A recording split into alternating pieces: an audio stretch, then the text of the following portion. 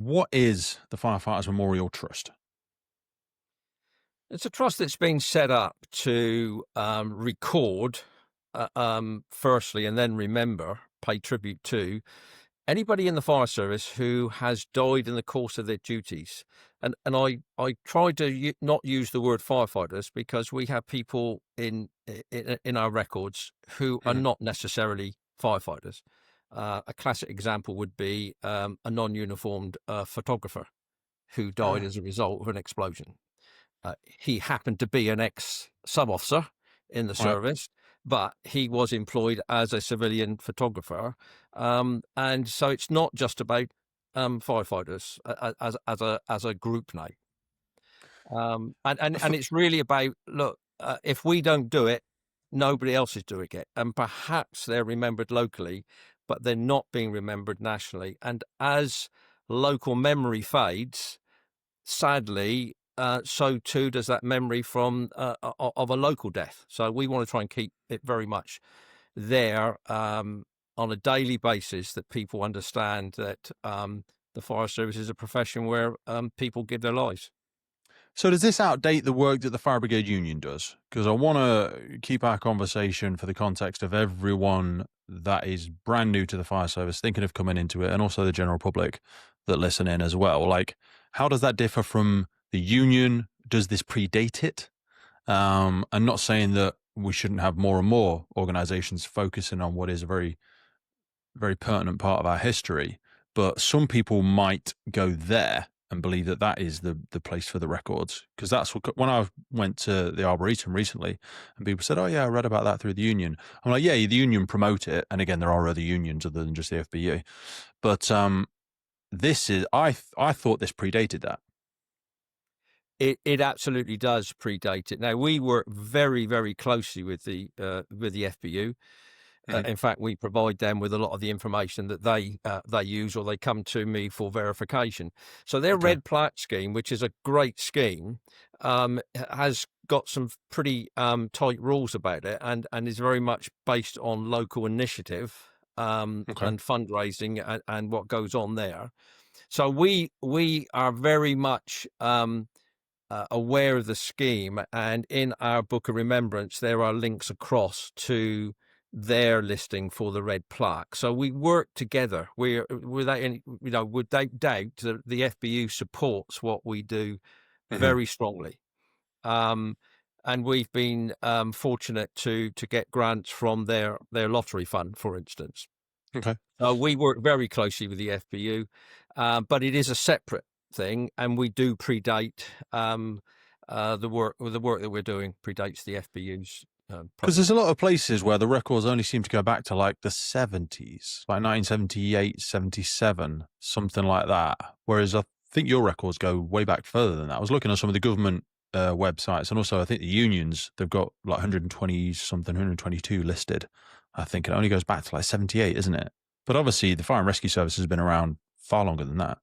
Yeah, we go back to the 1720s, Hmm. when there were no organised fire brigades as such, not local authority. They Hmm. were all part of the insurance companies, which of course fell out of the Great Fire of London, 1666. We did an episode about it recently, mate. And you know what? I absolutely loved doing that and digging through ancient Rome to different municipal fire services into Braidwood and Massey Shore and how the insurance element of it evolved. And it is fascinating. And this is why I was so excited for our conversation, because I always think if you don't know where you've been, how do you know where you're going? I think history is so, so important, especially to sectors like us, the police, the military, because it's part of our DNA. And this thing was here long before us. It'll be here long after us. We're just custodians of it, and we all try and leave it better than we found it. I'm not sure many people. I'm not sure everyone can able to stamp that on their career, because unlike yourself, like you've clearly still got a burning passion for this. Before we start recording today, you said like over the weekend you've been working on fire engines and doing them up and getting them ready for some of the duties that you support with the Memorial Trust and stuff like that. But why do you think it's so important for us to keep recognizing this history? Yes, it's important for the families. Yes, it's important for the services. But it must be more than that, I'd have thought. Yeah, I think it's very important to remember the history generally. If you don't know what's gone on in the past, how can you, Mhm, push forward for the future? And I think history tells us some of the mistakes that have been made too, don't they? So there's mistakes that made, and generally speaking, if you're talking about the death of somebody mhm. doing their role, there are lessons going to be learned from that, hopefully, and there are going to be changes made, hopefully. But I think there are always lessons. Always lessons, And with 100%. regard to general history, um, uh, if we're not careful, if we don't know the history, there's a danger of reinventing the wheel sometimes, and trying Mate, out there's things that have so been done much before. there that I can we could talk about that for an hour. I often say that sometimes we need to remember more than we need to learn, because even just in like fire behavior, we do a lot of stuff on fire behavior. Some of the Dan Stevens stuff, Paul Grimwood stuff, these lessons have been learnt before. We just seem to have forgot them. And that's why I think, the purpose of our conversation today, the work we do with the Firefighters Charity, we need to remember that there's a massive turnover of staff in the UK Fire and Rescue Service at the minute. Something like 60% of the staff in a 10-year period, or maybe less, will turn over in the UK Fire and Rescue Service, just because we're at that sort of 35, 40-year career cycle. Yeah. And we need to remember, even for the union, that these things need to remain incredibly relevant. And we can't just assume, oh, everyone knows who we are. What are you talking about? We don't need to do any promotion. I'm like, yes, you do. It's not promotion. It's about remembering these things, especially like the episodes that we do around the debriefs. So remarkably popular because whilst history doesn't necessarily always repeat itself, it certainly does rhyme. And I imagine you have read many, many a debrief and, line of duty death report and gone, that rhymes.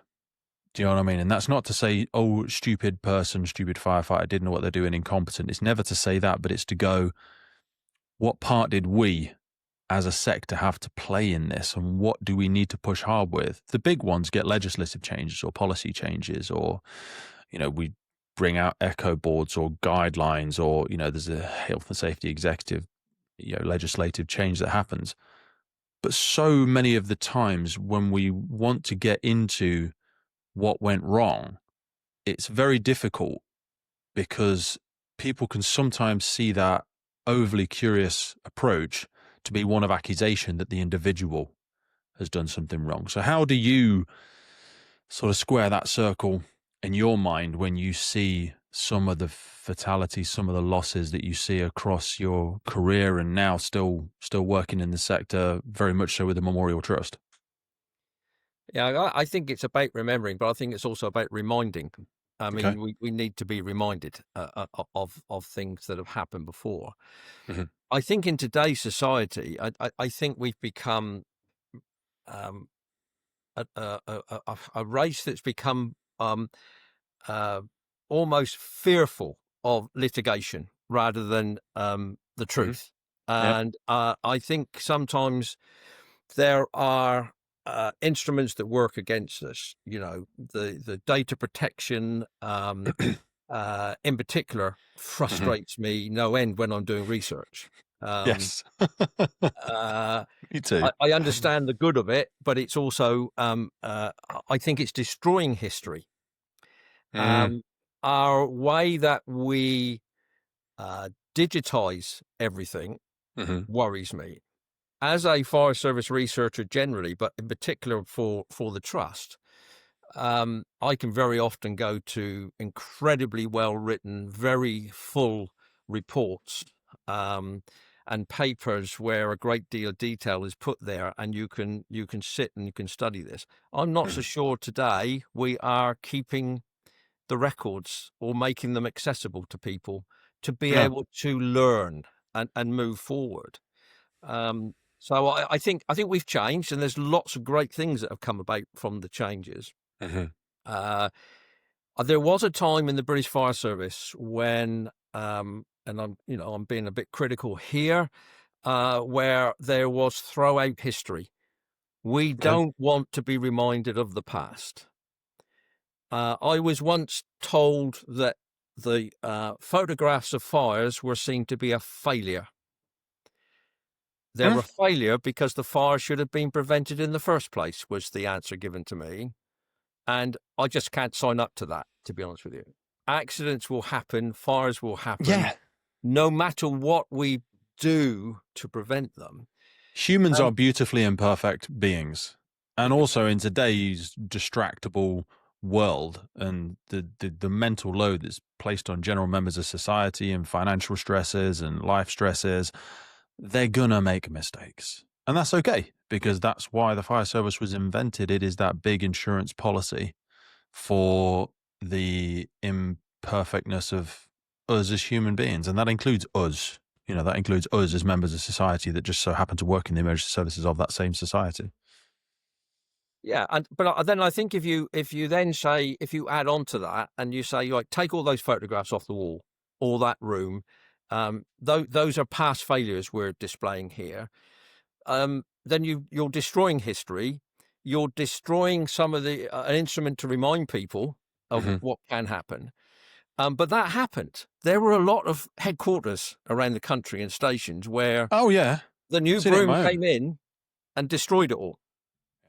That's sad, because in that picture of that building on fire, where there was a lot of fire engines and a lot of people going about their task to fight the fire, you've got people that were putting their lives at risk, who were protecting the community. There's a story within the picture that reminds people that this is, even if it's historical, even if it was something that was taken in 1958 or whatever random date I come up with, it is something that those people then were facing those risks just as they are today, and it's a tribute to and a reminder of.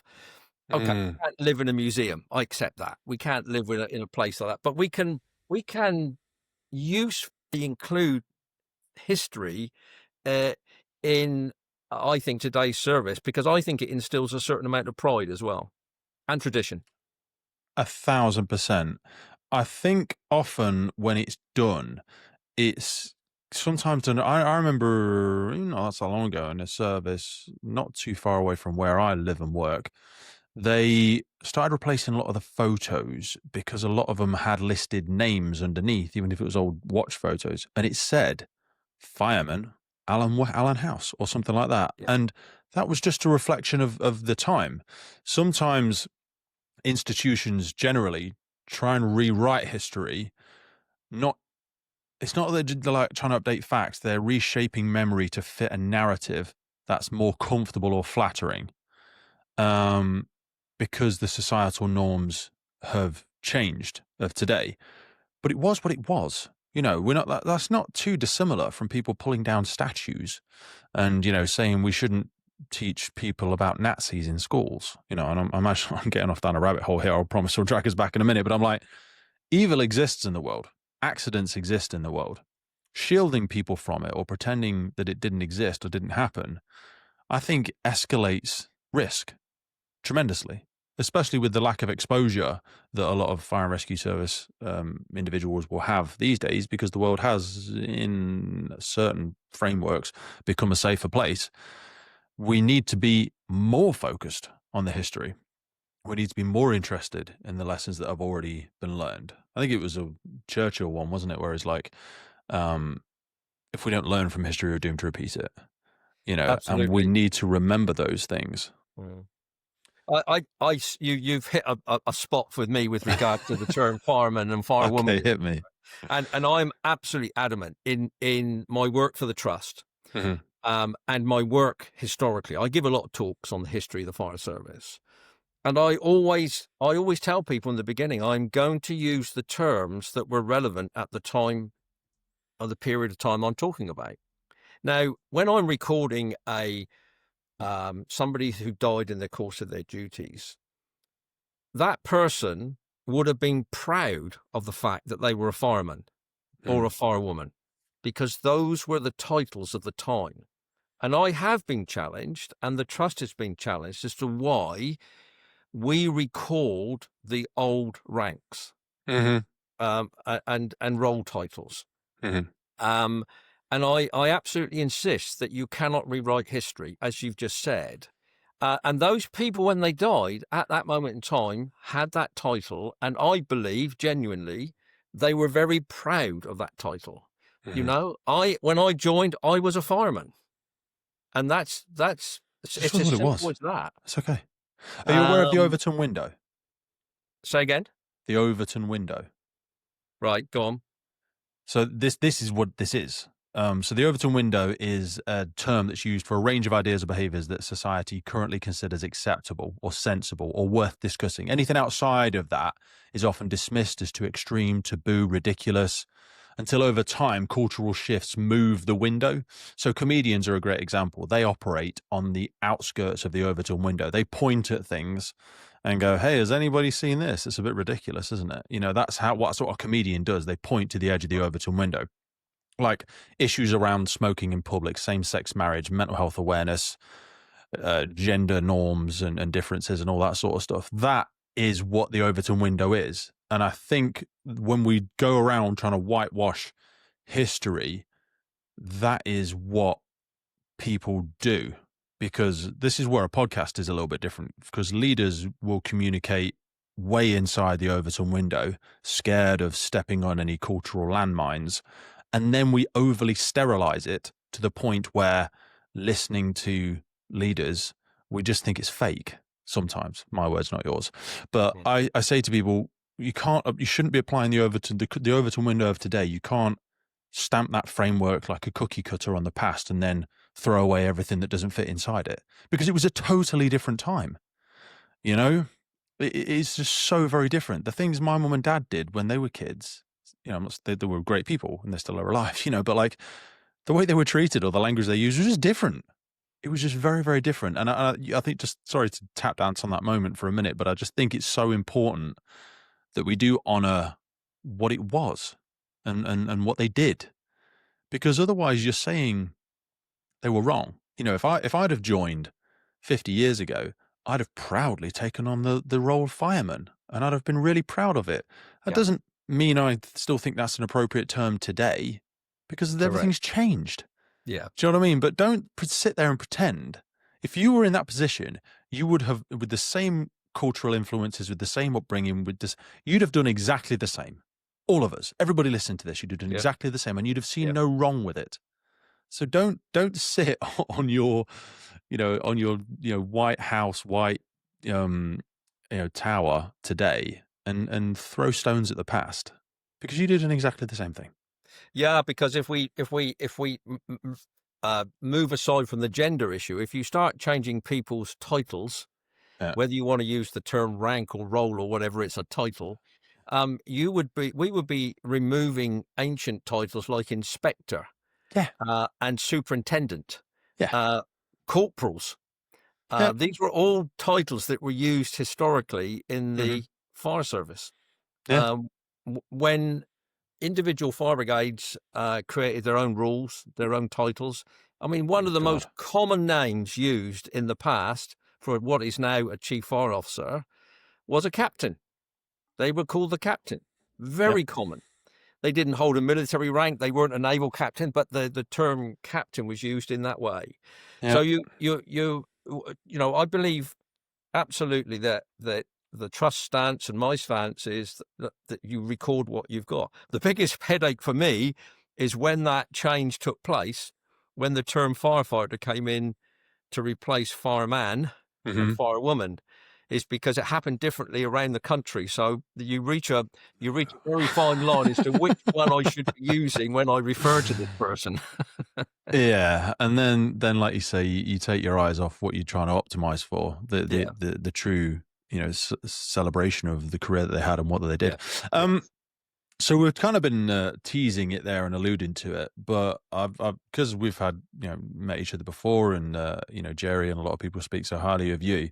People will know sort of your background, because you started with the retained or on call, as it would have been referred to, or RDS system, back then, and then you went all the way.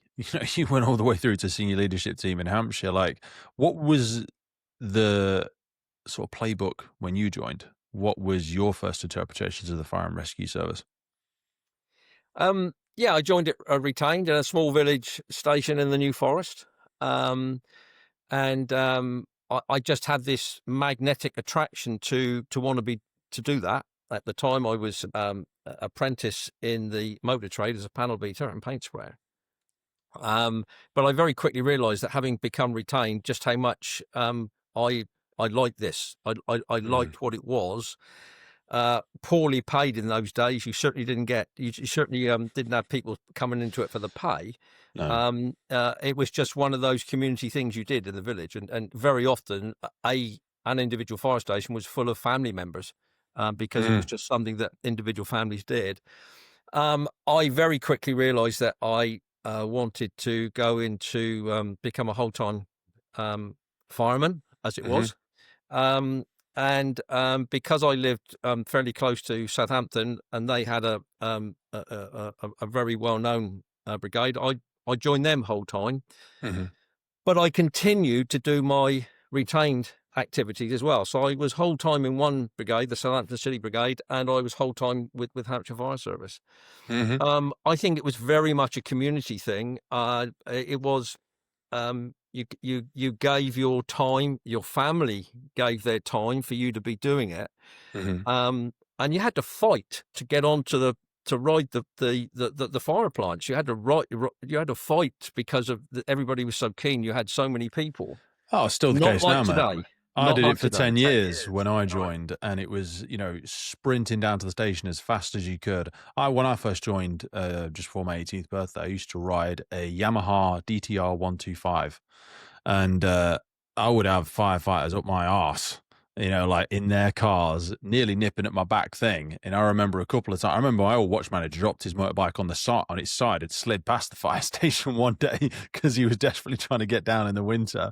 Yeah. And yeah, you'd bundle in there, and there'd be elbows and trying to get your tally on the board, and people moving tallies, and then firefighters getting on the back or opening the door and going, well, what the F are you doing here? Your tally's not even on the board. You're not on call. And then inevitably every single time truck rolls out the door, people are straight onto the A3 sheet, as it was back then, covered in Tipex and highlighters, going, he's not even on. Do you know what I mean? And oh my sweet Lord, if you'd have left your keys on the board and you weren't on call and you just rode the truck, God forbid what's going to be in your vehicle when you get back. Because we were putting talcum powder in people's air vents. We were, putting smelly dummies in people's boots. There was all kinds of mannerisms. You never messed with anybody's PPE. I never touched anybody's, personal effects or money. But the cars, oh, they were, nobody scratched them or damaged them. It was all just playful stuff. But yeah, very emotive. And Yeah. especially when you got a couple of recruits on there and everyone says they have to get their wares done because they need to get the sign off and all that sort of jazz. So you get the old hands getting pretty annoyed. They hadn't worn BA in a couple of years. And even when I joined, we were still doing, 7 or 8 calls a day with a 2-pump on-call station. So it was a fantastic way for me to be welcomed into the service. But very much Yeah. driven on passion, isn't it? The on-call. They don't do Yeah, it for the yeah, money. and I mean, I go back to the day. Sadly, I'm old enough to be. It was a siren and bells in the house that turned us out. So we didn't have Yeah. pages. So responding from home to the sound of what was an air raid siren sounding, was How did just. that work in your house then? So how did they set them up? Let's do this bit of history.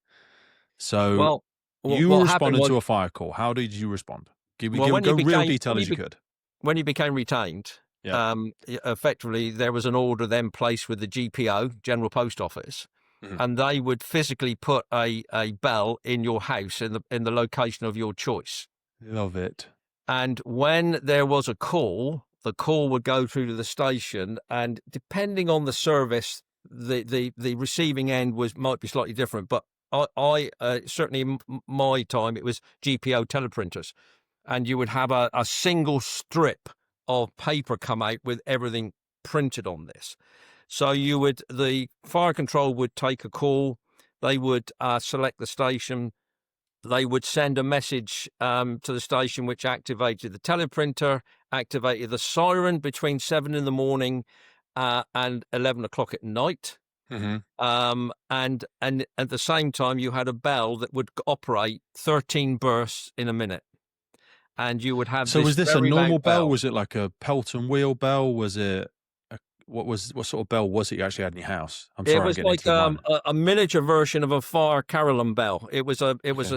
a bell shaped bell on a Yeah. black frame on the wall, Ugh. and it would operate for that Please period of time. tell me you've still got one of them. You couldn't turn it off. I do have one. How You, much do you want for it? yeah. I've got you so much stuff in my house. It's sad. you couldn't turn it off. That was the thing, Pete. So the family, You couldn't you put a bit of were cotton wool around it? well. It was Around the normally a cane? sock. My All right. father would normally throw a sock in there. Was your um, dad on call as well, was he? No, no, Oh, but sorry. it was, of course, this thing would go on. You were out the door in seconds, and And it's this still thing was going off, still yeah. running around because you couldn't turn it off. Yeah. The siren would be in the silent hours. The siren wouldn't sound. It was only bells. So those that were retained basically had to be in their home at that time. And why was 11 o'clock chosen? Well, it was 10:30, 10:40 drinking up time in the pub. So you were home before home after the pub closed, so You had to be in the house, which is yeah, obvious, yeah. but just a worthwhile pause for people. We forget so much the privilege of these devices in our pockets. Well, privilege and curse, but that's why communities, I think, were so much, I don't want to say stronger, but they were just different back then, weren't they? Like, how many Well, people know their neighbors these days? We go to exactly. loads of illicit drugs factories and stuff like that. And when you go to them, 2 doors down, you've got Mrs. Goggins. It's always Mrs. Goggins, of course.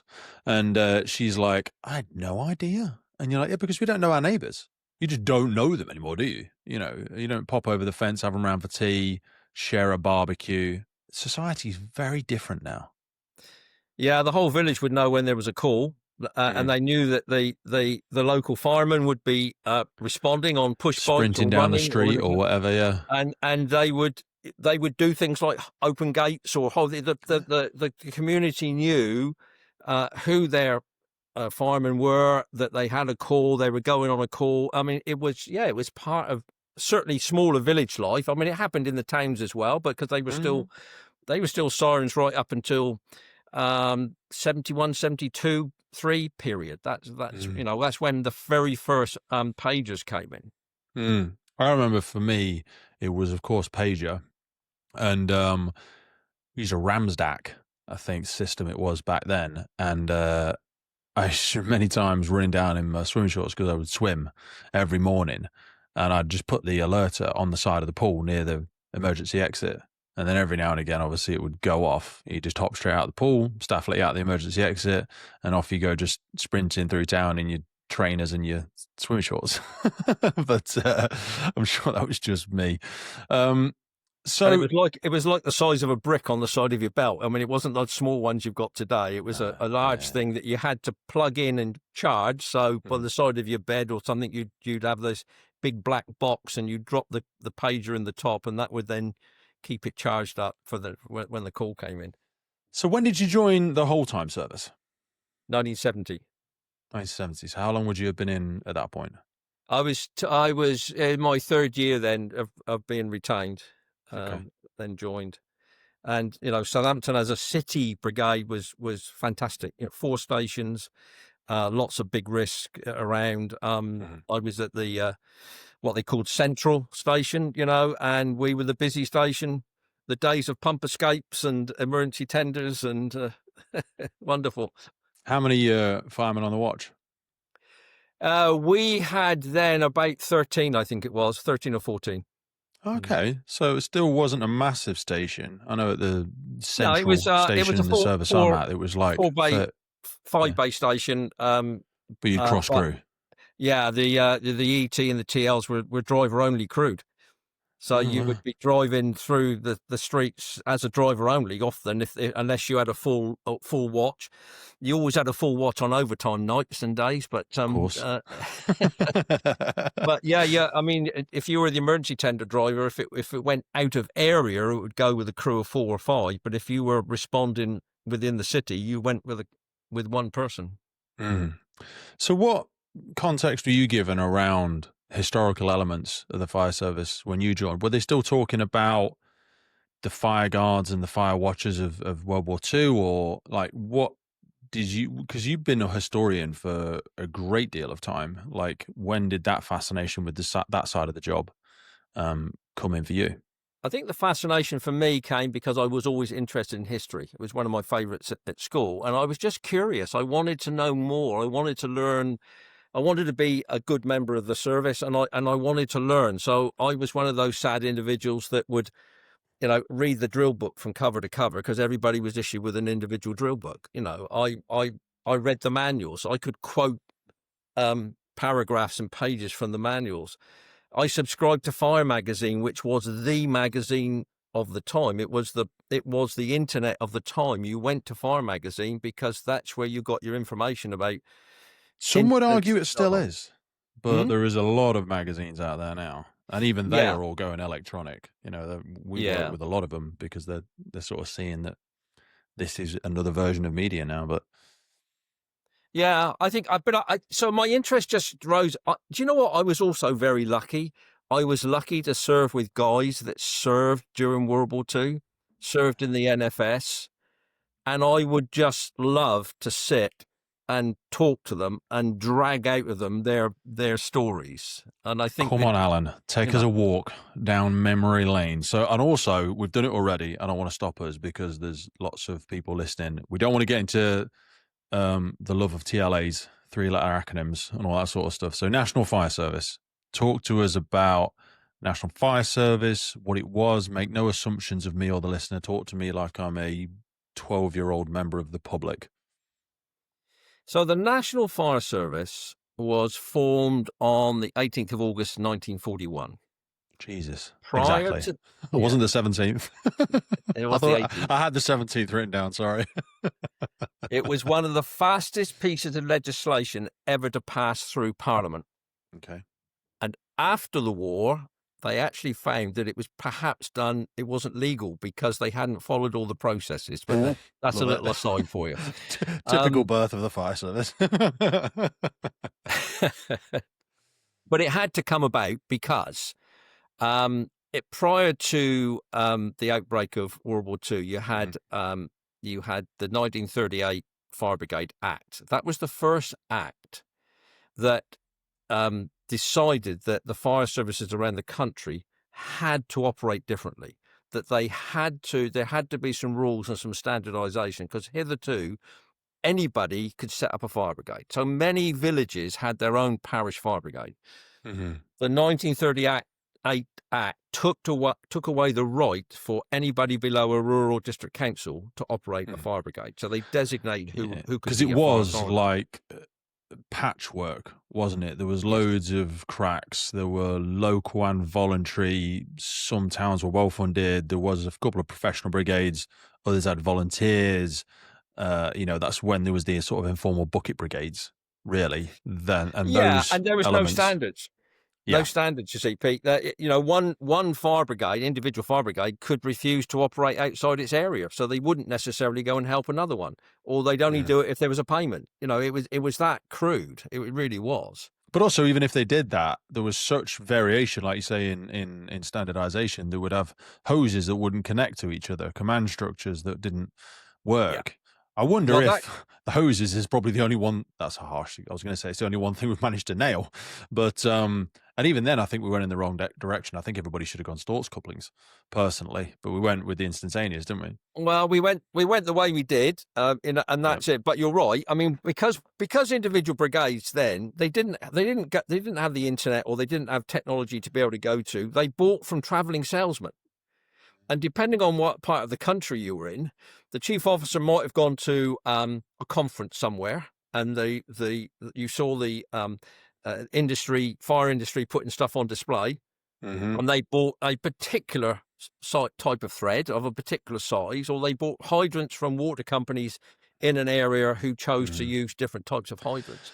Or that invited them on a nice meal out and gave a contribution to them personally. That's my words, not yours, Alan. But I'm sure there was a lot of that happening back then. Not at all of now. It was certainly a different way structuring your outfit and buying the equipment Yeah. for it. Yeah. So just to give you the thread back then what happened was it was clear there was going to be war. It was clear from 1936 on, from when the Spanish Civil War in particular, and you saw for the first time what could be done with incendiary bombs. The 1937 Air Raid Precautions Act was actually the route that allowed the government to set up an auxiliary fire service. So they funded an auxiliary fire service, the AFS, not to be muddled up with the post-war AFS, which was part of the Cold War era and Green Goddesses. They set up an AFS, they funded it, they equipped it, and they were then attached to the existing fire brigades. That organisation was just getting embedded from 1938. A lot of the units only and the 1938 Act only came into being in the beginning of 1939. War broke out on the 3rd of September 1939. So you had a very young, fledgling, reorganised fire brigades around the country with an AFS. War broke out. We went into that period of the blitzes, the heavy raids, the big learning that came from that. And in March, April, May time, the Home Office inspectorate that had been established went around the country and basically reported back to the government that the fire service was on its knees. It was overwhelmed. Yeah. Overwhelmed, worn out equipment. And you made mention to it just now. They came to realise that when they sent fire crews from the south of England to help fight the fires in Coventry, when they jumped out, they couldn't connect their hoses, they couldn't use the hydrants, etc. Yeah. So the National Fire Service was formed to standardise the way that the British Fire Service operated. So we had the Fire Brigades Act in 38, but it wasn't until 41 when the NFS came around, was it? Yep. And they continued until the 1st of April 1948, because there was always a promise that it would be handed back to local authority control. But when they handed it back, it went to a higher level of local authority control. So rural district councils could not run fire brigades. It had to be... Well, it was recognised as part of national security, wasn't it? So it needed to sit at a higher level, really. But I don't think they used the term national security like they do today. I don't think that was recognised. I think it was more political. I think it was about going back to local government. Fire service? No. Well, what they did, Pete, when they handed it back to local authority control, but set against national standards. And there are many things that happen today that evolved from what they learned and introduced in the National Fire Service. I mean, when I Give us some joined, tidbits. Give us some cultural references of that time. Pluck a few out for me. I know I'm putting you on the spot. Well, some of the early command and control procedures that we run today for incident command originated with the NFS. Because they didn't have anything before, so they had to produce something like they were the first the control units that came in. Water relaying, water supplies were all formed from standardizations through the NFS. Some of our procedures, not so much today, because you guys serving today are working on things a lot more, electronic and digital. But when I was serving, and for many years when I was serving, we were still using forms that were originally NFS forms, and all that happened was the local brigade changed the number on the top of it, but it was exactly the same form. Was this Kevin? Do you know Kevin Arbuthnot? Yes.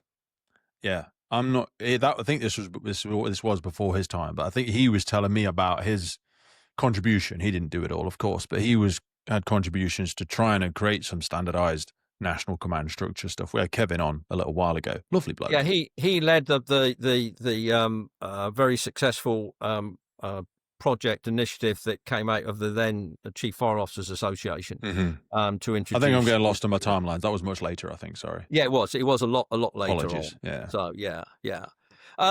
So the National Fire Service, I believe, was a fundamental vehicle in the way that the fire service is structured today. The no borders mobilizing type approach. No, if your arrangements for sending stuff over the border, and the big thing, I suppose, Pete, the big thing is that if you sent a crew from Southampton up to Glasgow, pretty much they would be able to step out the vehicle and engage in firefighting and follow procedures in terms of connection of hoses and that kind of thing. So there was many standardizations, particularly on fitments and the approach to doing it. The National Fire Service set the pay as well, didn't they? Because prior to that, cross-border working and charging for that was probably very much the Wild West, because there wasn't standardized national pay for firefighters then, was there? That's right. There was standardised pay, standardised ranks, pensions. All of those things fell out of the National Fire Service. Effectively, that's where they brought all of that together. And certainly in terms of ranks and terminology and procedures, they were the body really that set all that up. So, what were some of the terms we spoke earlier about? Sort of fire watch and watchman and some of the things that all came from the Blitz. Like, I remember going to, is it Sheffield, where there's one of the museums? Yeah, the Emergency Services Museum. Yes. Love it. Absolutely love it. I'm sure there's many others like it, but that's one of my fondest memories. I've been there a few times just for general meetings and stuff. If no one's ever been there, go.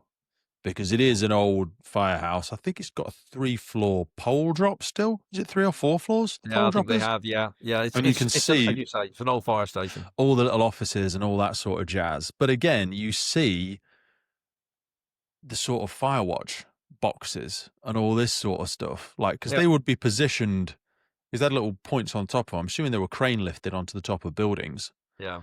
And then people would just stand in them. They had a little slit cut into the front of it, and they would just watch across the city for fires. Am I right in saying that? Yeah, you're right. The idea was that was for protection from falling shrapnel and falling debris. So during the heat of how bloody cold do you think they were? Because they are big cast iron cylindrical things, aren't they, or like egg shaped?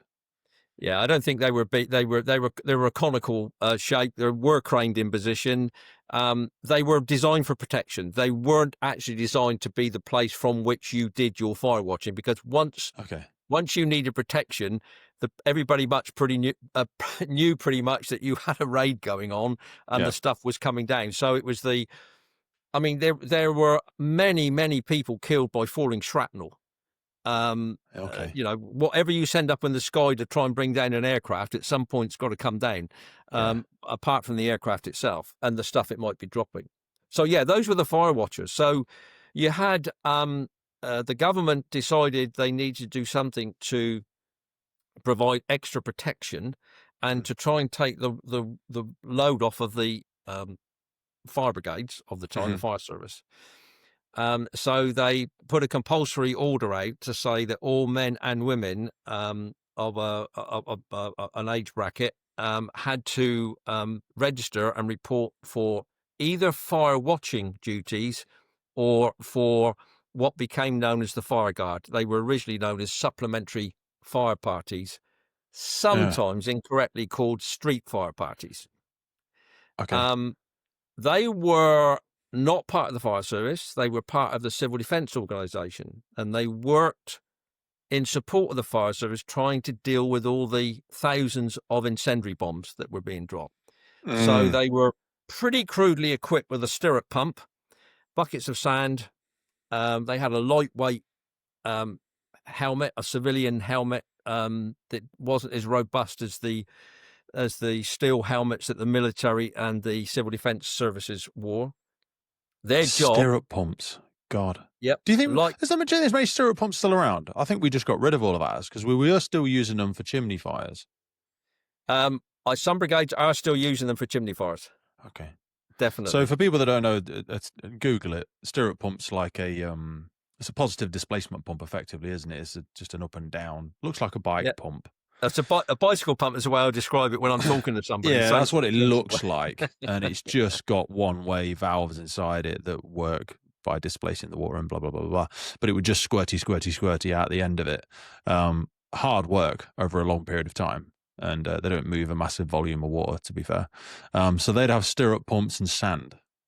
Yeah, dry sand. I mean, you had to apply the water from a stirrup pump in a particular way, because if you're not careful, you go put water on to what is effectively melting metal, because the incendiary bombs were just magnesium that once they fired, if you put water on it, they were going to go, they effectively spread the fire. Yes. So they had to be dealt with very carefully. If anybody remembers little science lessons, when you put magnesium in the water, that's the thing that fizzes and pops and goes bright white and all that jazz. You used to see it in a lot of vehicle fires, didn't we? You put a lot of water on a vehicle fire and you'd see when you hit the magnesium components. I don't think there's many of them still the case, but you'd always see it when you'd hit one. And aero engines in particular, if you had a lot of magnesium in aero engines and aircraft parts. So there was that. There was bicycle messengers, wasn't there, as well? Yeah, you had messengers. The very first messengers could be 16 years of age, but in fact they were youths that lied about their age, and there were boys 14 taking messages from control rooms or fire stations out to and from where there was a fire, because certainly radio was pretty much non-existent. And if you start dropping bombs out of the sky and you've got pole-hung telephone cables, they're going to pretty much come down and be useless. Not gonna last long. Yeah. So they took messages to request reinforcements, give reports back. Bicycles to begin with, then motorcycles, and then moved on to later on to pretty hefty motorcycles, proper dispatch riders. And here's an interesting thought for you when we're talking about gender. Women were absolutely not allowed to fight fires, ride fire engines. Why? They were taught how to use stirrup pumps to be able to self-protect in their fire station or whatever, where they're around, to try and quell a blaze. It was considered far too dangerous for a woman to ride a fire engine. However, it was not considered too dangerous to ride a damn great motorcycle through the streets with bombs falling and debris falling to deliver messages to and from control points and fire stations. Totally different thing, Alan. Totally different. Nor was it, and I love this one, nor was it considered dangerous to drive an open back lorry through the streets loaded with cans of petrol to feed the many trailer pumps that needed to be kept going with petrol. No, that wasn't considered too dangerous. So the logic challenges of the time. Well, national service. Yes. Do you think we should still do national service? Controversial. The trouble with answering that one is, of course, I've never experienced national service. But neither have I. But the theory behind it appears to be something that would benefit the nation and the individual. And whether it's national service from a military perspective or whether it's a community service type approach. I was about to say, that's the mistake we make, I think, is people, word association game, would they think national service, they hear mandatory military conscription. And that's not what I'm talking about, because there is other countries, and I'm not going to pretend to try and remember them, where you have to do 2 years, but you can do it for a school. You could do it for the local fire brigade. You could do it for the police. You could do it for your national health service or whatever it might be. Yeah. And I just think there is so many net positives to it. And again, this is saying from the elitist view that I've never done it, so what the hell does Pete know? But like teaching you personal standards, personal admin, the way to communicate with people, organizing your life, how to work with others, a sense of purpose and service and stronger community ties. I just think there's and also just general exposure, character building stuff. I think there's a lot of benefits that could be taken from it. I think we give the youth of today so much freedom and autonomy that it's actually quite paralyzing for them. I don't think they know what to do with that level of freedom. I think they would benefit tremendously from just a bit more insight, not necessarily direction or force, But you say you're going to do this for a couple of years, and then you haven't got to do it anymore if you don't want to. You haven't got to stay on and do it. Even if we just did it for a year, you know, I just think there'd be a lot of benefit for the nation. But maybe people might hear that and go, toxic male, national party, whatever. I don't know. I'm not particularly into politics, but those views are probably not considered healthy by some people. Yeah, I think it would. I think some European countries in particular have made good use of this. I think that there are some that basically did it as an alternative to military service. So, and I don't know if this figure's right, but just to give you an example, it's like, well, you're going to have to do 1 year's military service, or you can do 2 years service in the fire brigade or whatever. So Great. that was the way that now Germany had a model on that basis for a very long time. And I think I'm right in saying it that was Germany Germany, yeah. still has a I massive think it is. Yeah. number of volunteers. I remember having one of them on, and they said the fire service is so strong and popular over here because something like, and again, I'm sure I'll get it wrong. I think it was, oh God, I'll remember him in a minute. A friend of mine that we had on from Germany. Every 1 in 100 people has been in the fire service. There's a number like that or something at some point, like they've done part of their 1 year or 2 year in the fire service. So it gets so much support both from the community and from the government because people opt for it as a choice when they're given those choices. So they have a personal link to it. So they tend to champion it more. You know what I mean? And I just think there's a lot to be said for that. I also believe I'm right in saying that in the immediate aftermath of World War II, and all of the bad press that went with what was the Hitler Youth, they wanted to encourage youth engagement, youth activities, and the fire service was chosen as one of the areas which they would support as being a place where youngsters could become part of their youth fire brigades. And they're still very strong today. Cadets. Yes, cadets in today's language. It's a manifestation of it, yeah. But they effectively, the fire service was seen as a worthy way of engaging youth and trying to almost deconstruct the incredible sort of amount of brainwashing that went on with the Hitler Youth. Yeah.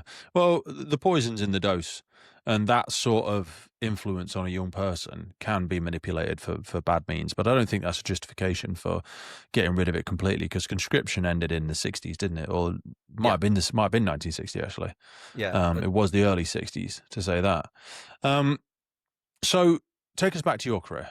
So you joined Romantic Young Firefighter, you joined Whole Time, Central Station. How did you fumble your way and find your way all the way into a senior leadership position? Well deserved, I'm sure. But a lot of chiefs that I speak to tend to tell me, and deputy chiefs, that wasn't necessarily an aspiration from the start. I think I always wanted to go for promotion.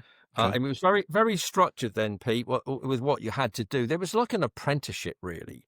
Uh-huh. You know, you knew that you had to gain certain milestones from first joining and, passing your probation and this kind of thing. And, and you became a breathing apparatus wearer. Because lead to start with, it wasn't there. When I first joined, Pete, the station didn't have breathing apparatus on the fire engine. And then you only had two.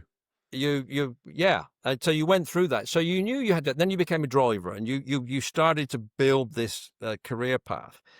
And then you had the structured fire service examination process. So you had to take a leading fireman written and a leading fireman practical, and then a sub-officer. You knew you had a path to go through. And you effectively built your knowledge, your awareness. You were tested on it extensively. And then when jobs came up, you were qualified for, but you then had to prove yourself to be worthy of taking that position. And I just trod that path. Knowing that at some point I wanted to be.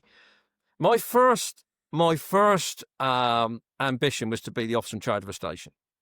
Nice. And when I got to be the officer in charge of a station, I actually had that moment where I thought, I love this. I'm not going anywhere, because I had a great station. It was busy. It was not bothered by senior officers because you had to cross a bridge to get to it. I was in my own little Your own kingdom little there, mini fire service, yeah. and I absolutely loved it.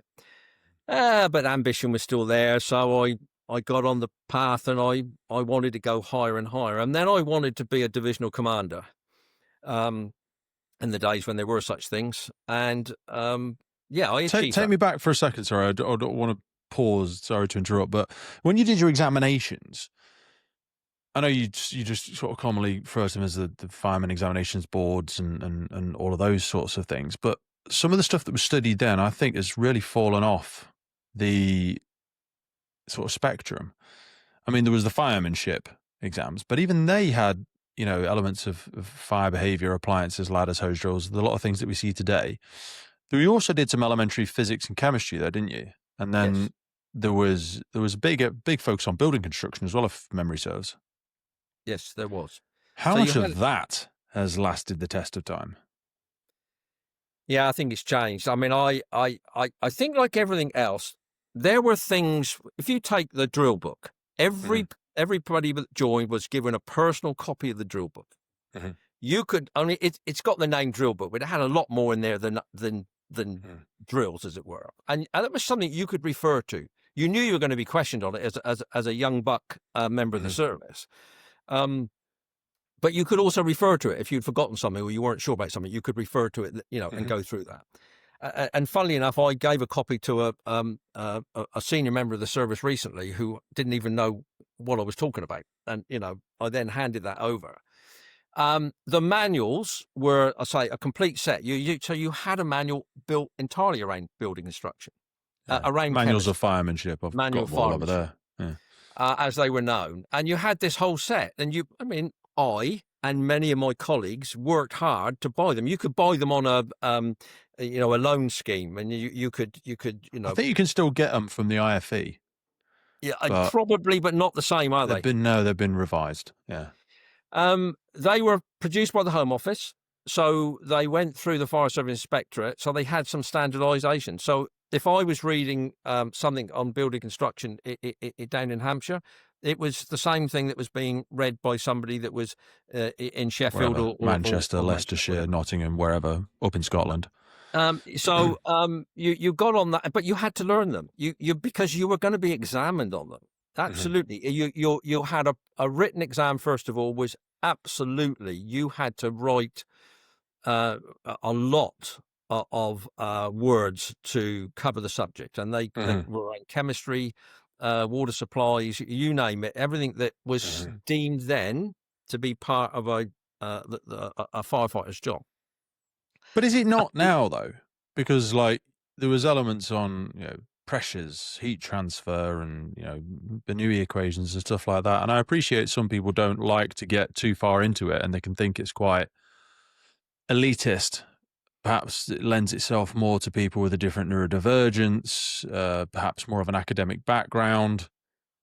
But I think the how was what we probably had an issue with, not the what. Like the what we were learning, I think most people would still argue is relevant. It's the how we were learning it and being asked to assimilate it, absorb it, and sort of disseminate it. We were asked to write long things about it. But in today's age, like when I work with some of my firefighters through their development, we just do recorded conversations. I just record it on a device and they upload it to their system because a lot of them don't like reading lots. And if you start writing lots, it's very open to plagiarism and copy and paste and chat GPT and all that jazz. So I just like to sit down and we have 3 topics written down on a piece of paper and we'll chat about them, and we'll chat for ages about them. And it's so quick because you can do thousands of words in a couple of minutes. Do you know what I mean? Just having a conversation about it. And I Yeah. want to know that you understand it. And I want to have conversations that go down little rabbit holes about it and all that sort of jazz. But I feel like we just threw so much of it. And I do have a big bugbear about building construction, not only because it relates to some of the fatalities in the UK recently, not to say that those individuals didn't know anything about construction. That's not what we're talking about. But I just think that it is a diminishing knowledge set. I think it is, Pete, and I think you kind of hit on the problem is that rather than modernizing and rethinking about that learning technique, we We threw just the baby out with the bathwater, swept didn't it. we? We threw it out, and so much. I mean, I have a particular concern about water supplies and firefighters of today knowledge of water supplies and how to deal with pumps. And I know that modern pumps with their computer settings and everything else don't give a lot of scope compared to what me and my colleagues had to learn and could do with a mechanical pump at the time. But some of the principles around water supply, if you ain't got the wet stuff, you're not going to put out the red stuff, are you? So you got to be able to think And about it's the water amount of the supplies. wet stuff and the flow of it. It's not Yeah, just about, I think a lot of the systems and the development of a lot of the electronic pumps that we work with have all been fed from a knowledge base of pressure is what the optimized metric was. And we kind of stepped away from flow and capacity and volume is what I think if I had to give it some big broad brushstrokes. Yeah, and I think that's created, if you look at that sort of learning cycle, it's created a lot of unconscious incompetence. Incompetence is a very emotive word, and I'm not saying I'm sitting here like the god of knowledge of anything. I just really try and find people that know a lot more than I do about physics and try and take a nugget from them. And it just, I think, especially perhaps for yourself, like someone said to me that mentored me a long time ago, the more your island of knowledge grows, so does the shore of ignorance. Like you realize how much you don't know. yeah, The more you learn, the more you realize you don't know, and you go, yeah. "Oh Christ, I get I that. had no idea." You know, But I get all of that. I just think there are some fundamentals of the yeah, job of the fire service which don't change, and some of those things about volume and capacity and water flow and all of those whatever subject you want to pick yeah. are still the same. It's just a different Yeah. way of delivering it, but you've still got to think about the You've got to know the principle. fundamentals. I Yeah. mean, I learned and was taught some ridiculous things. You know, I could strip down a BA set of the time and quote you every size of every orifice in the thing and how many turns there were on a nut or whatever, Yeah. because that's the way we were taught and that was the thinking of the time. You know, we didn't need to know a lot of the stuff that was there, No. because, Yeah. and gradually through time, we are guilty of not modernizing the content and the method of teaching. So we just threw it away. And now We I needed look to at put it. it through a filter, didn't we? We needed to put it through a filter and get rid of some other stuff. I often say to firefighters, and now when I'm doing training, like, I don't want to know the molecular makeup of marmalade. I want to know you can open the jar, though. Yeah, And I do exactly. want to know that you understand which way the jar turns and Yep. what happens when the stuff falls out of it. Yeah. I don't care if you know the biological makeup of a banana, but I do want to know that you can peel it and how heavy it is and how many people it takes to peel it. You know, that's Exactly we right. threw too much of it out, didn't we? Yeah, we did, because the first manuals, and we're flipping back again, the first manuals were written by the National Fire Service as part of standardization. And it was written in a time of war. And it was written in a time when, but and so many of those things continued on. So when I joined in the late 60s, there were still things in there that originated in the first manuals of 1941, 42. So we were guilty of sitting back and allowing that to happen.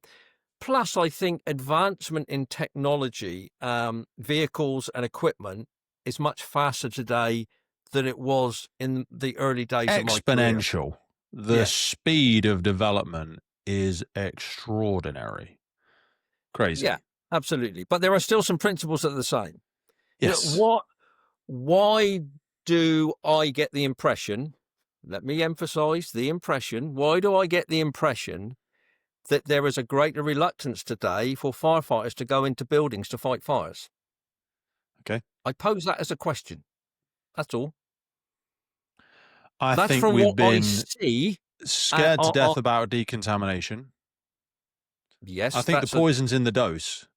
I think a lot of decontamination stuff, and I do a lot of support around firefighter cancer prevention, and John Lord's a good friend, and I'm massively behind all of this. But 80% of it is behavioral. I'm plucking some figures out of my arse there. But like a lot of this, wipe down, shower before the hour, reduce exposure, blah, blah, blah, blah, blah. That doesn't mean don't do the thing. It means go in, do the thing, move quickly with purpose, and decontaminate responsibly immediately after. Upgrade PPE for particulate protection and all that sort of jazz. But when people start saying, don't you know how many firefighters have died? There's no savable life in there. No fire is worth the death of a firefighter. I'm like, whoa, whoa, whoa, whoa, whoa. You've just gone straight to 100 and you're catastrophizing and using extreme language to justify this narrative, when realistically, if we don't send firefighters into buildings, we actually heighten the risk of the day they do need to go in for savable life because they've had no exposure. So I always want to send firefighters in, and it's something that I wrestle with different management and leadership at different conversations across the UK. But why do you think we're more nervous? I don't know. What I'm saying is that's a perception, and I'm not trying to be controversial here. And I'm No. This is a conversation topic. Yeah. I'm not criticising the guys that are doing the job and doing the job admirably today. Oh, it's not the firefighters that don't want to go in. I think it's the people leading them and managing them that stop them. I think there's a lot of hungry bulldogs. That's been put to me as well. I would tell you it's a topic of conversation quite often comes up with retired firefighters. Yeah. Now, they don't know. We don't know because we're not in the job anymore, and you shouldn't criticise. It's about a perception. It's what you see happening or what we hear about the way things are done. And it's a question from me. It's not it's not anything that I'm trying to accusation. Criticize. No, but and is that part of the learning? Is that because we've learned from the past and we now realise that we shouldn't send people into fires that don't have people in them? I sit more in the camp that you've just said, which is, but what happens when the time comes when you do need to go in there? Well, also, I don't think we correctly have an interpretation of how to quantify the societal effect of losing that building. That business that's been family owned for 30 years, or even that big commercial Premier Inn. Oh, it doesn't matter. The insurance will pay for it. Okay, what about the 200 jobs that employs? What about the people that are going to be displaced, lose their jobs, which will perpetuate societal challenges of financial challenges and perhaps domestic violence, perhaps mental health, perhaps addiction to substances, that will all be able to stem back to the loss of that local business? I think we don't quantify and extrapolate that number enough and go, well, is it worth the risk then? When we go into our risk appetite reward, because you can't put a price on life. Well, actually, you can put a price on a life because that's what insurance companies do. There is actually a cost of life. There is, so you die in an industrial accident, there is an amount of money that you will get paid that we quantify your life is worth. So I'm not saying we should be sending people into fatal incidents and recognizing that it's a death as an expectation of the job. That's not what we're talking about at all. That's not what I'm saying. But I do think the pendulum has swung too far. And if there's no savable life, we shouldn't be exposing firefighters to unreasonable risk. We go back to the fireman's mantra, the whole some risk to save savable life and property, no risk to save life and property already extinct or something like that. And I'm like, I think we've interpreted that differently than it was intended. Yeah, it's a difficult one, isn't it? I mean, is it right that a bedroom fire, which could be tackled in a particular way, suddenly becomes a row of terrace houses where it's gone through the roof? The public doesn't know what success looks like. They will clap no matter what you do. The fact that if you'd have acted quicker, more aggressively with greater intention and kept it to a single room of origin or the first floor, or you lose the entire row, as you say, and the public goes, well, it was probably a really bloody big fire and they did as well as they could. You know what I mean? Pete, I think it's also about crewing. I mean, definitely. Let's get on to it. When I first joined, we rowed 7. Yeah.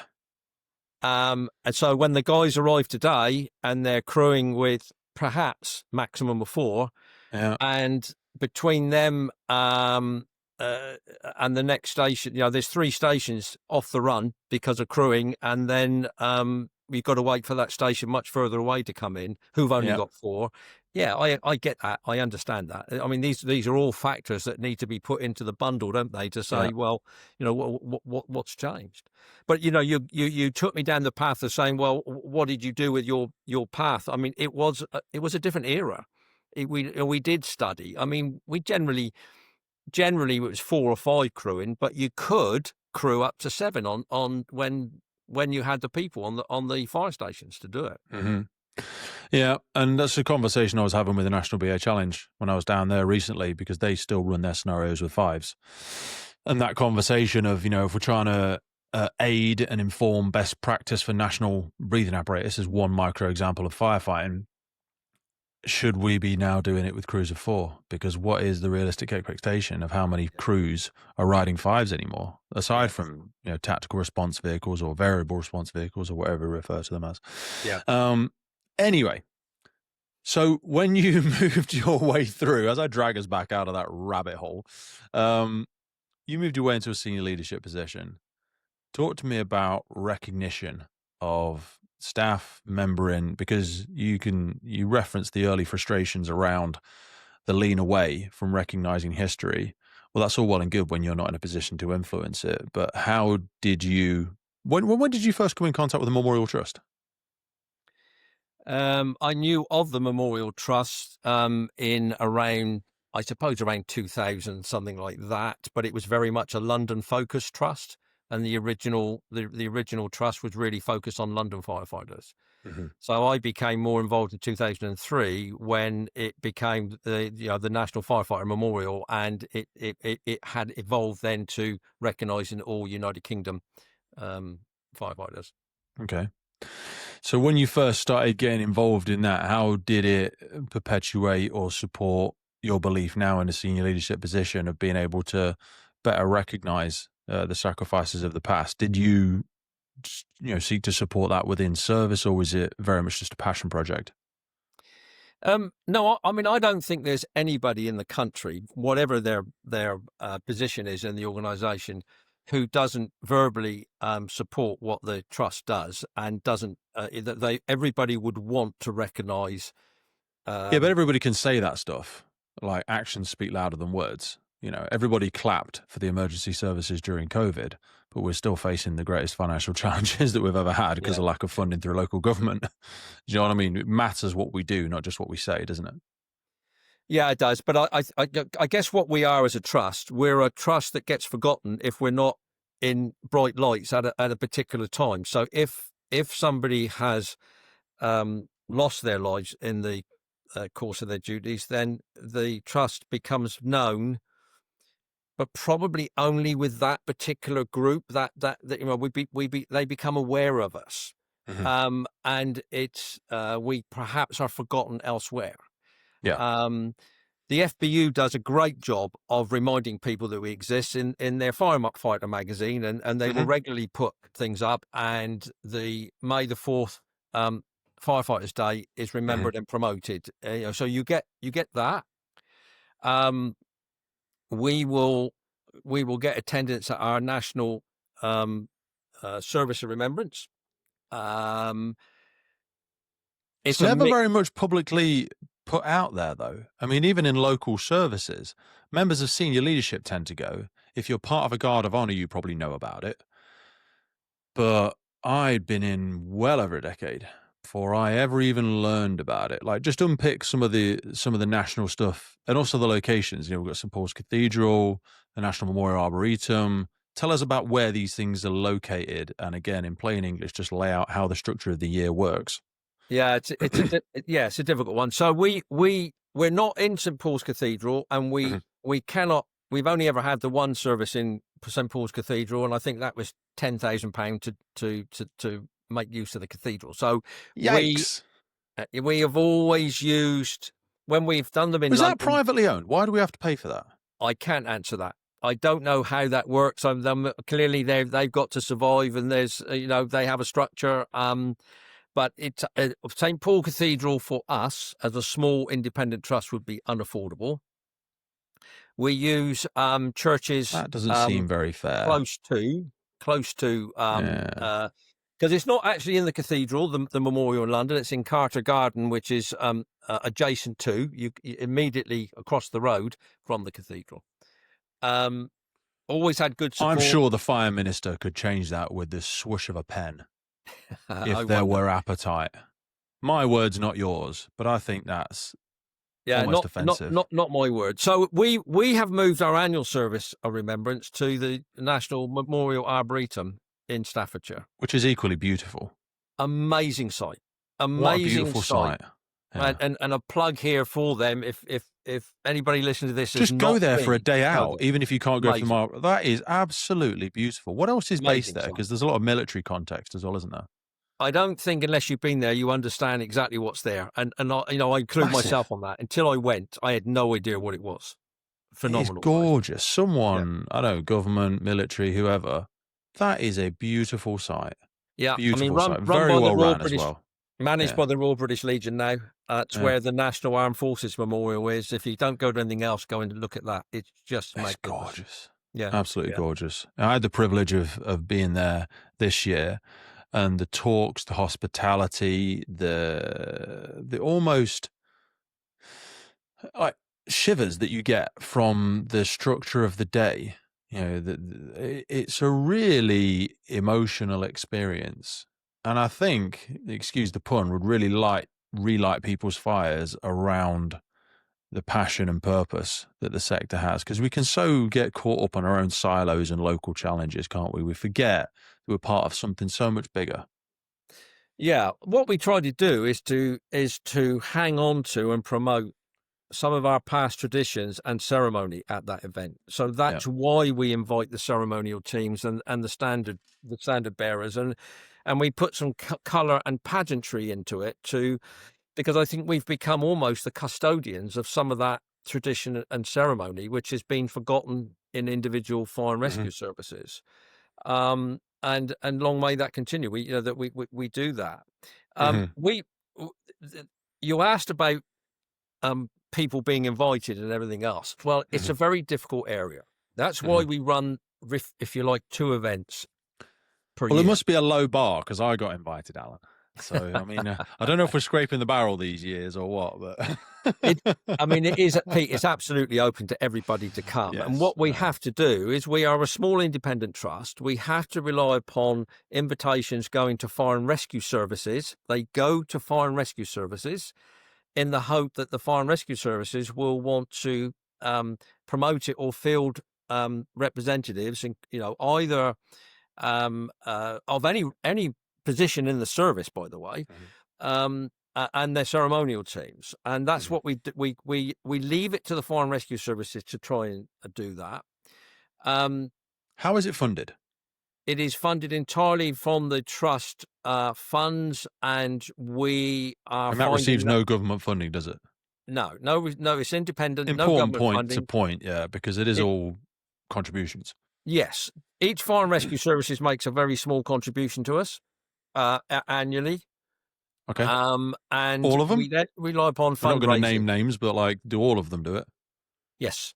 Okay. We have total sign up from the UK Fire and Rescue Services. Okay, fantastic. But what we struggled with was, national, where do you hold a national event? Well, the Arboretum is more central than was London when we did it there.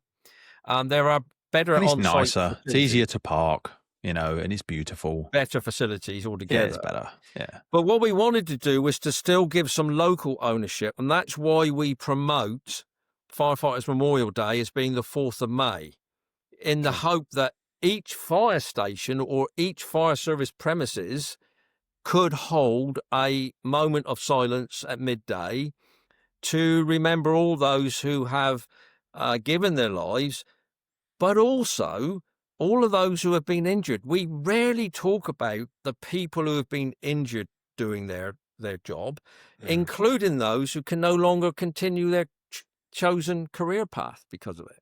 So Firefighters Memorial Day isn't just about members of the service who have died. It's about members of the service, basically.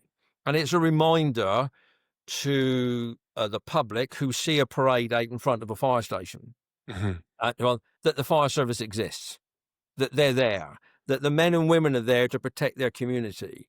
And I think it allows the guys on the station, and I use the word guys in a non-generic term. It's just to say that people can go there to reflect for lost colleagues, etc. So that's the way of including How did it used to be celebrated? Because it never was.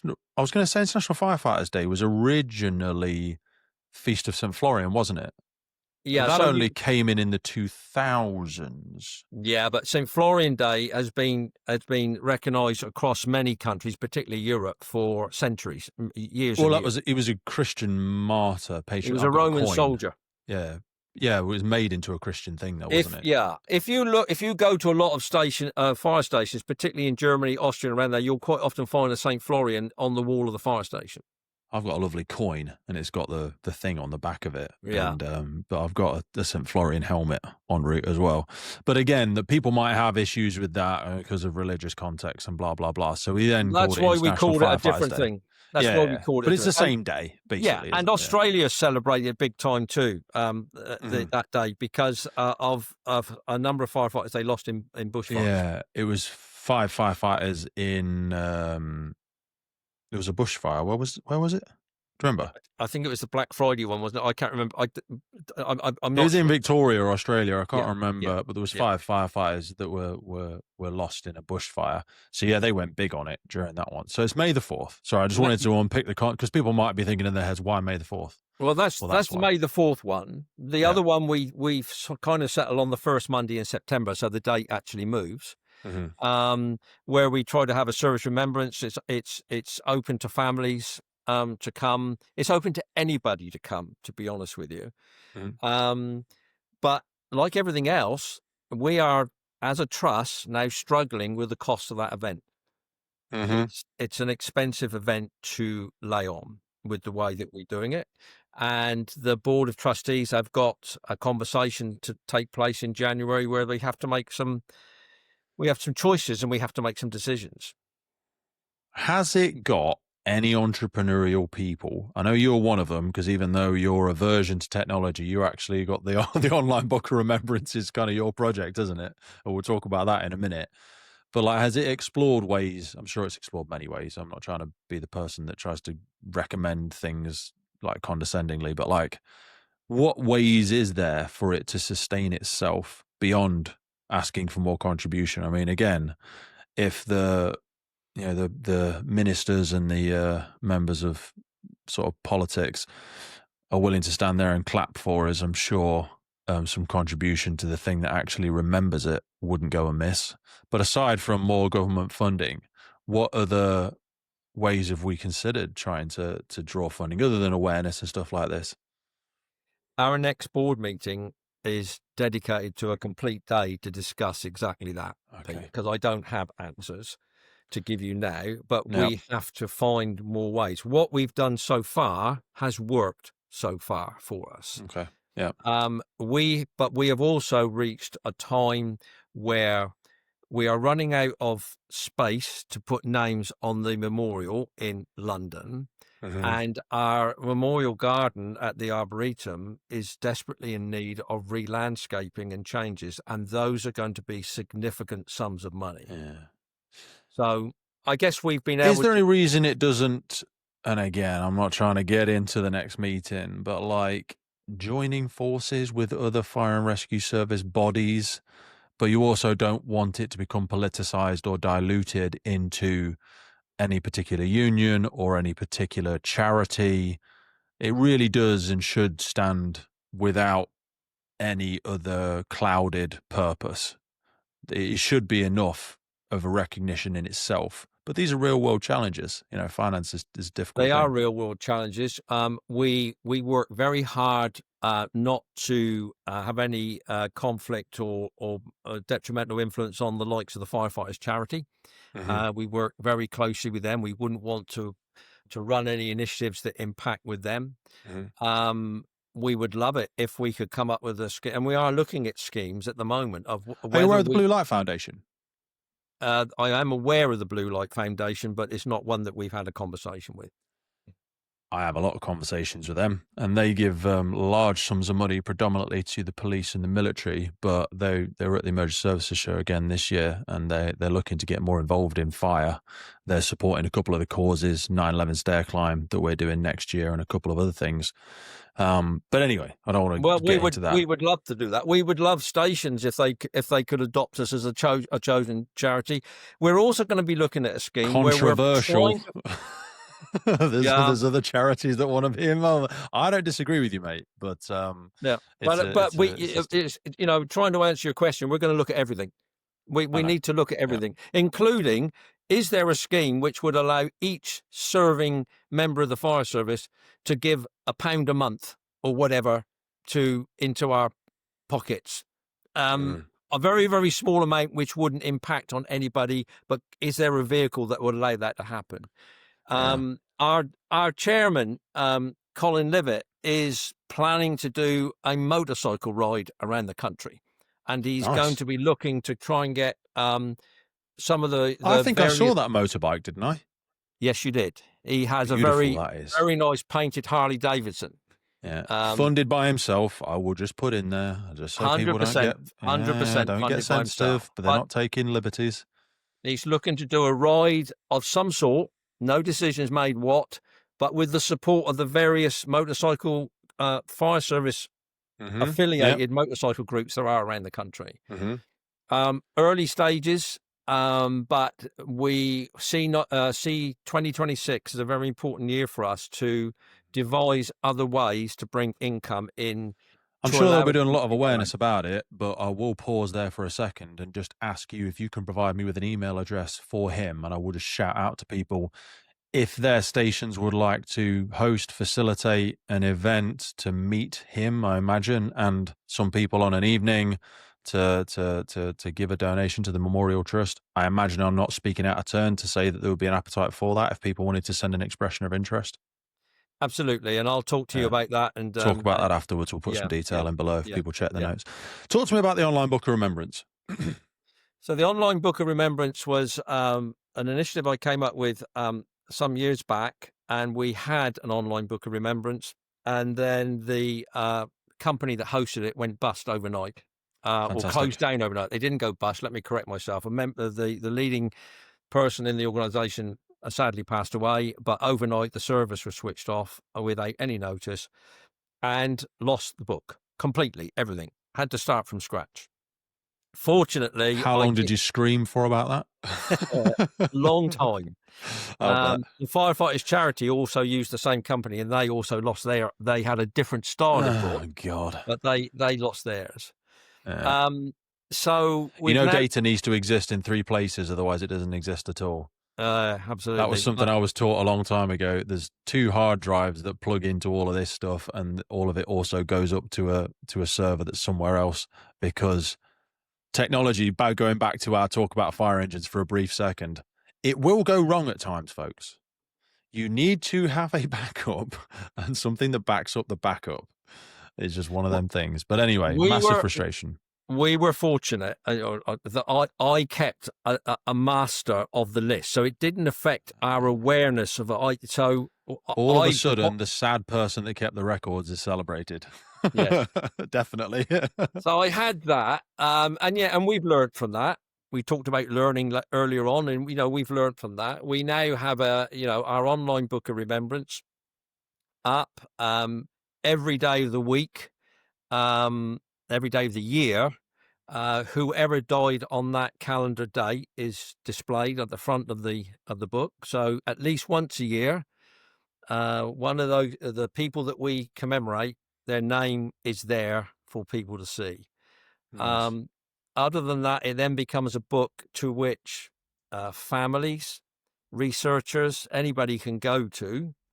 It's a facility to gain information, but also to give information. So some of the information we have in the book is incomplete, and I can talk to you in a moment, if you like, about the hurdles of researching these names. Please do. And it's there as a tribute. It's also there if families want to add comments, or if they want to add photograph or anything, they can do so. not just families, friends of, friends of, or whatever. It can put stuff there. So it's a book that's in its infancy. It is growing, and I can tell you more about the next projects if you want me to in a moment. But it's there, and it's used extensively by a range of people. We're finding, particularly researchers. Talk to me about. Excuse me. Talk to me about other projects that are going on. You teased Okay, so about it. the one we've just recently launched, but is still being built, it is 2 parts. One is to recognise all the members of the fire service who were conscripted into or volunteered for military service and Christ, died. that's a big challenge. It is. And those that died as a result of military service. So this includes many of the military reservists that existed, especially around the World War I, World War II, and who were called back as part of their contract as being a reservist. There were those that volunteered for, go fight for the colours of the country, etc. And those who, against their will, were conscripted into the service. And I have 3 groups at the moment. One is for the Boer War, one is for World War I, that's the biggest group, and one for World War II. When World War II came around, there were restrictions on who could be conscripted or who could volunteer. But in World War I, it was not regarded as a reserve service for most of the period. So chief fire officers would come in on Monday morning and be told they've lost 5 or 6 of their members into military service. And that basically closed a fire station, etc., etc. Wow. So it's a forgotten group, Pete, because although those good folk are probably remembered on a local memorial, particularly World War I and World War II, they are recorded in their military service and their titles. Nobody before has ever collated them together to be a group. Jesus. So how are you crowdsourcing the nation's knowledge on that one? Because that is a massive task. Well, it is. It's been these groups that you've got. How are they being? The group we found we have just done 10 years worth of research. So 2 or 3 contributors working to find names to put in. There is no central location to go and get this. We have to go to memorials that might be on fire stations. Or in the town hall or the village hall. God. So physically go to them? Sometimes, or you look for photographs online. One of the most valuable resources has been the National Newspaper Archive. And on a daily basis almost, they are digitizing old newspapers. Okay. And they will record names as part of a funeral notice or an obituary, or they were recorded in old copies of Fire magazine and some of the other magazines from the time. And it's really just been a trawling through to try and collect this from a wide knowledge, a collective knowledge of nitwits like myself that, will do research. You should run your own podcast, mate. Christ, you would have some fascinating stories to give. And we just build that up. Yeah. We just build it up from whatever source we can find. And then what happens is I go in and verify them. And there's a lot of verification can be done by the Commonwealth War Graves Commission because they were recorded there. Some of them we have names, but we don't have details of what regiment they were in.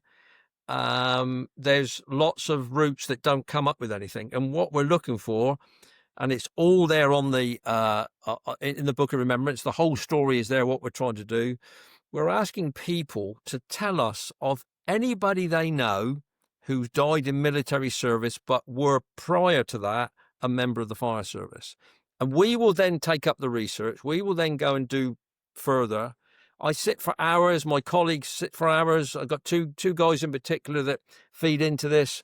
Is it good to shout them out? Would they mind if we acknowledge them publicly? I probably won't do that at this moment in time. Fine. But that's fine. Yeah, that's fine. But just a big one for a credit if they're happy to get it. But We recognise that they're doing an incredible job. That's I'd all. rather talk to them first, but Yeah, you're okay. but they're it's a joint effort. It's Yep. to put that in there, and then I do the final say of it going into the book, and they're there. That's live in the book already. They are there along with the other group of fire watchers and fire guards. Again, men and women who were not recorded as a group. They were recorded often in the Commonwealth War Graves Commission as part of the official civilian deaths from World War II.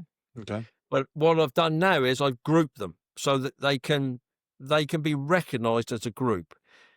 Now, both of those, the two groups will eventually at the National Memorial Arboretum will have plaques telling their story. They won't have individual names, but we intend to commemorate what they did and who they were as groups and tell their story.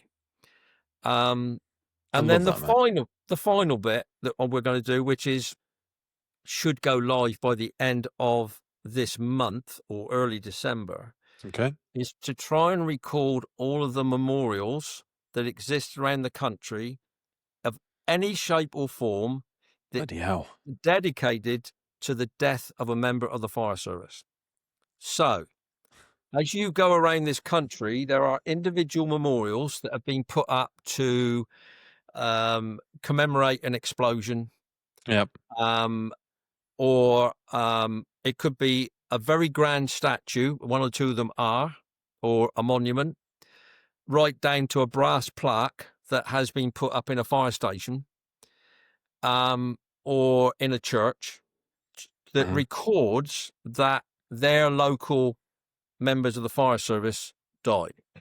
This will include the red plaque scheme that we started on earlier. There will be a dedicated link across to all of that.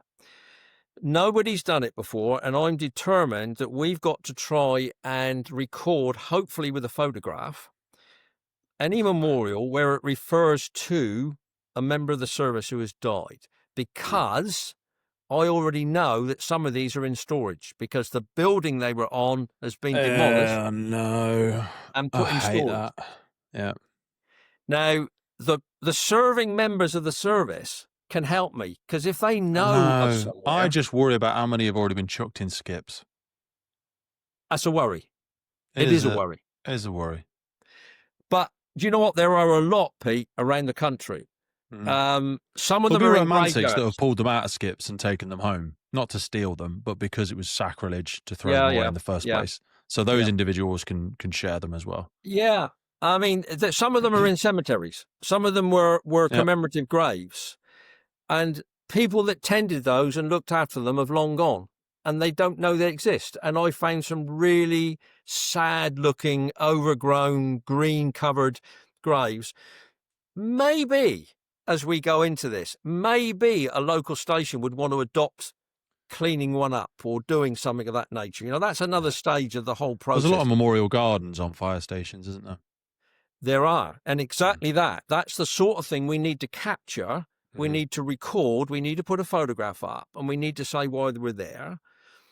I think it's so important that we acknowledge that in the past, people have seen the value in recording something, have gone out their way to pay tribute to somebody, but decades on, those people have gone, left the service, the families have passed on. And they say a person dies twice, don't they? Yeah. The time they actually die and the last time their name is mentioned. And we, through the beauty of technology and a hell of a lot of effort by you and others, and by the people contributing, we can extend that time horizon. We can keep that alive, hopefully indefinitely, or at least until the internet explodes. Do you know what I mean? And I think that is a remarkably difficult challenge.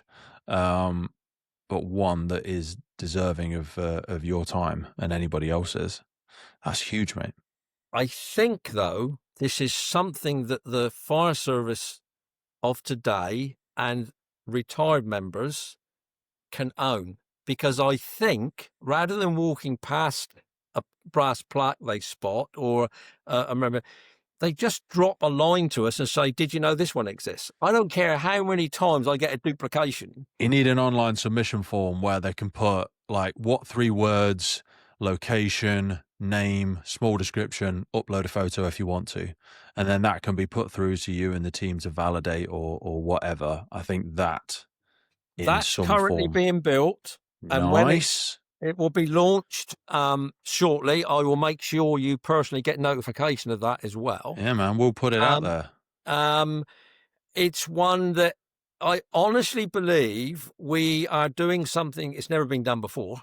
And I think We didn't have that the tools to do it before, and it well, that's requires true. this Yeah. is, as much as we are frustrated and think technology is the death of so many things, it can also be the birth of some incredible stuff like this. Yeah, I mean, wouldn't it be great if all everybody on a fire station that's got one of these plaques? Because I mean, I can picture a fire station that's got one dedicated to members of the fire service, that fire brigade, as it was, Mm-hmm. who joined the military and died, and they put a brass plaque up in their fire station. Huh? They had the sense and the passion to take that plaque down when they moved to a new fire station, and it's up in the new fire station. Mm-hmm. Now, members of the public generally are not going to see that. Mm-hmm. It's wonderful that it's there. It's great that somebody that had the sense to capture it and take it with them, and it's in a lovely position. But let's record it. Let's put it Yeah. up so that it's there for others to see it and know it's there. Mm-hmm. And I think there are members of the fire service today who could go, well, we got one on our station. We've got a memorial garden. We've built this. 1,000%. 1,000%. So, Yeah. because those guys that built that memorial garden at some point are going to retire. And the ones yeah. that come behind them may not understand the purpose and the reason for that. Mate, you're basically articulating the whole purpose of the podcast in so many ways, because how many firefighters did people speak to, or other first responders, and go, oh, wow, I wish you'd have listened to, like, if I said to you now, who was your first great leader or manager, you give me a name, and you go, you know what, if you could listen to Bob or Sarah or Dave or Big John, and the way they spoke and the way they spoke about such purpose and passion and service and professionalism and discipline and honor when they were in their 30s. But now they've retired and they've died, and you'll half tell the story and you'll remember some of it and you'll bastardize the rest or whatever. And I'm like, if you could hear that person, like in 30, 40, 50 years' time, when perhaps you or other members of the Memorial Trust are no longer with us, if you could go back and listen to that person, I wish I could go back and listen to my great-grandfather speaking when he was in his 20s, 30s, 40s, 50s, whatever. We're given that gift now through technology as well. And I just think we've had a number of people on the podcast now, it's been going for about 6 years, who have passed away. And I think, wow, that generations of their family will be able to go back and hear their voice. What a strange and surreal thing to be able to be part of. And you guys and girls are doing exactly that as well on a significantly larger scale. I think it's absolutely incredible, mate. I want to be respectful of our time. We've been recording for like an hour and 45 already, which is no mean feat, but time just absolutely goes away when we're passionate about these topics. If I could force you into a corner, and feel free to say no, but just as an example, as one example, not a favorite, but just as an example, take us down a brief story of one of 1,000 examples of firefighters that we've lost. Give us an example just to encourage people to go over and take a look at the online book of remembrance and the Firefighters Memorial Trust.org.uk. Give us something that they might find there. That's a very difficult one, Pete. I've got to be honest, I'm not prepared. I don't have that. I don't have that there because, and I mean this genuinely, every one of those names for me has exactly the same meaning as all the other names in there. And I've got, over the years, I've been doing this because I've been researching and signing off the names that go in the book and on the memorial now since 2003. And I get to personally know these guys. I find a personal thing with them. I love it when I find a missing piece of information. If you go into our book now, there will be some that are just a name. I don't have any other details. Frustratingly, Pete, I have names of members of the service that have died in the 80s and 90s, and I don't have details. Really, as recent as that? And the service don't have details. Now, one of the problems we've got is the criteria we use as died in the course of their duties may not match what the service at the time regarded as on duty. Let me give you an example. If you were a firefighter, and the way that detached duties worked in your outfit was that if you were you had to go to your parent station, pick up your kit, and drive to the station you're going to do a night shift with, because that happened with some, right? A detached duty. The time that that person is driving from their normal parent station to the station they're going to do their duties, that person is on duty. And if they have a road accident, and I have some of those, that person died in the course of the duty, because the only reason they died in that road accident at 6:30 that evening was because they were traveling to provide cover at another fire station. Wow. In terms of pension terms, it isn't always regarded as being an on-duty death. Really? So it doesn't get flagged up as somebody that died holding a branch when the wall fell on them, to be crude. All right? So the trust suggests that there are people that die in the course of their duties, but those duties may be doing something different to somebody that's died at a fire. If somebody dies on a fire station through natural causes, or anybody dies on we have a number of people that have died on a fire station through natural. If the coroner attributes that death to a fire service activity that occurred an hour before or the day before, then that person, as far as the trust is concerned, has died in the course of their duties as a result of their duties. It's quite complex, Pete, the criteria we have to work to. You know, one thing I love about the book, though, as well, is when you go on it, and I pulled it up now, it tells you the day as well. So firefighters who died on this day. Yes. You know, as an example for transparency, we're recording on the 12th of November, 1944, Fireman National Fire Service Harold Anderson, Alfred Capes, fire watcher, Fife Downs. You know, all of these people, Albert Fairclough, they are all died on the 12th of November, 1940, 1904, 1944.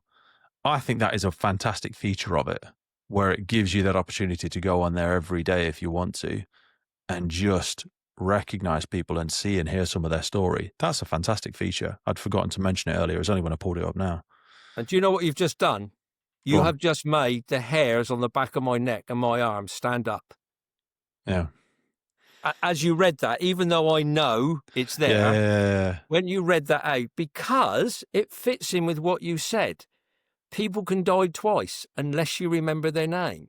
And that's what we've got to do. We've got to remember the names of these people, and we've got to find even new ways of doing that. What we've got at the moment is a book that I devised out of my head, my simple thinking about how it could look.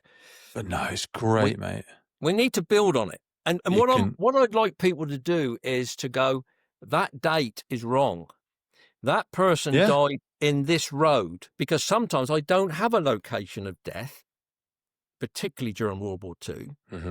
But family members or local records might show that they died at Central Railway Station X, you know, and then the beauty of the digital book is we can go in and change that, and we can add the details to it.